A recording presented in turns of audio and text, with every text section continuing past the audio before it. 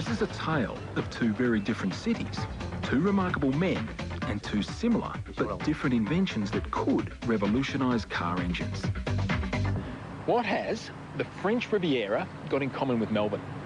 They both host Grand Prix, of course, but they also both have companies developing a new kind of engine that runs on pure air. Now, power tools, of course, have run on air power for decades, but no one's been able to turn that technology to cars. Well, there's a French company here in Nice that's done it. Maybe the air car revolution is about to happen. The cost of feeding the average family's car with fuel is about $60 per week and rising. For a hybrid, the average is about half that. But imagine this, a whole week of driving for only a few dollars. Welcome to the place that could make it all happen. This is the factory of MDI, Motor Development International. It's run by inventor Guy Negro. 15 years ago, this French engineer was designing state-of-the-art Formula One engines. Today, he's leading the race to design the world's first commercial air-driven car. His factory is experimenting with vans, taxis and people movers that could one day go non-stop for an incredible 4,500 kilometres on just one tank of fuel. Guy Negro's been working on this air car for 10 years. These are just some of the prototypes. And when I say air, it runs on compressed air, of course. The compressed air pushes the pistons in the engine up and down rather than tiny explosions of petrol, like in a conventional engine. But doing that with air is a real challenge. But the reward is you end up with a car whose only emission from the exhaust pipe is clean, breathable air. Of course, the real ingenuity is under here, the engine. Now, it's a four-cylinder piston engine, just like a regular car, but there are significant differences. For a start, that engine weighs less than half of a regular engine. That's because a lot of the components are made of aluminium.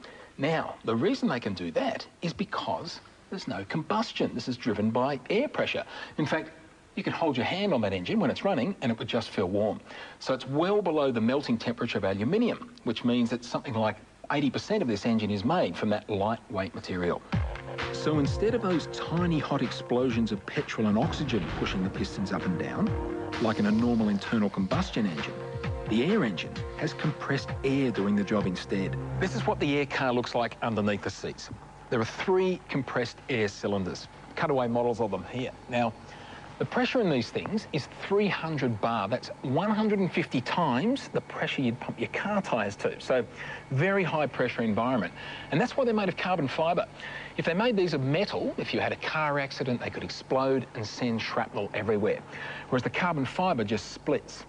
Now, the chassis itself is made of aluminium. The key to an air car is to keep everything lightweight, so you get the best possible mileage. Okay, let's give it a go. Clutch out. Hey, it's working. Jump in here.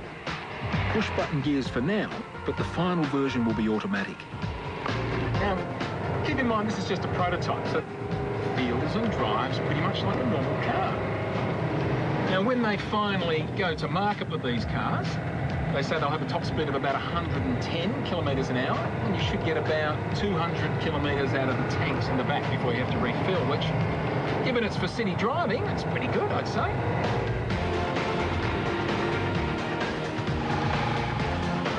The car could be refilled from a compressed air service station in just 3 minutes. Or plug it into a power point at home, and the onboard compressor will do the job in 4 hours for about $2 worth of electricity. For country driving, they plan to use a hybrid engine, so there'll be petrol or even some biofuel that will help the air. So they should get a much faster car and also one that'll get a lot further. The hybrid engine would use a small amount of petrol to compress air as you go. And on just one tank of petrol, you could get from Brisbane to Perth or from Los Angeles to New York. How's that for fuel economy? MDI plan to have their first cars on sale in Europe by next year. Engines will be available in 2, 4 and 6 cylinders, with car prices starting from less than $15,000. Later in the show, the Melbourne, Australia part of the story. The backyard inventor with his own air engine, and it's a little beauty.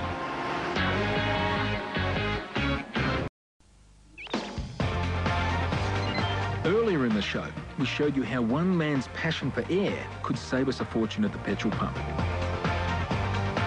Well, 16,000 kilometres away, a very different air engine revolution is taking place. I'm at the wholesale fruit and veggie market in Melbourne. 6 o'clock in the morning, and as you can see, it's total chaos here. Not the sort of place you'd expect to see the demonstration of a brand new technology. Yet, that's exactly what we're about to witness. The markets are noisy and pretty polluted, thanks to all those petrol and gas-powered trolleys and forklifts. Engineer and inventor Angelo Di Pietro is hoping to put a stop to all that, using his own air engine-powered trolley. The remarkable thing about Angelo's engine is its size. This is the petrol engine that came out of that car, and he replaced it with this. It weighs just 13 kilograms. And the reason that's possible is its ingenious design.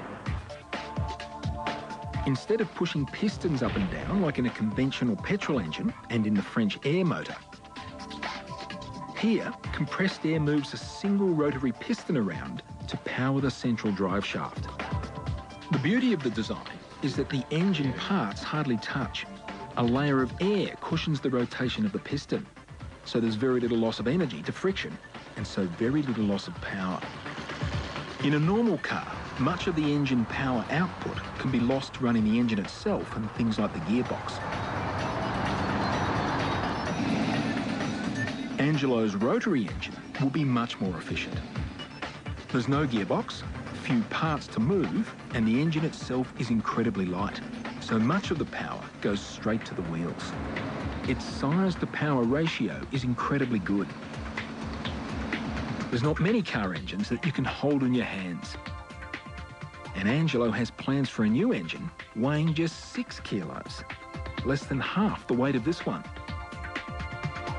For 30 years, Angelo has dreamt of creating the perfect air engine. And he's got home video evidence that his rotary air motor has got many more applications than just the veggie markets. It works on water, in cars, and is powerful enough to pull heavy loads. Angelo is still refining his engine. When the trolley is ready for the markets, there'll be no more dangerous fumes, and it'll be simple to refill.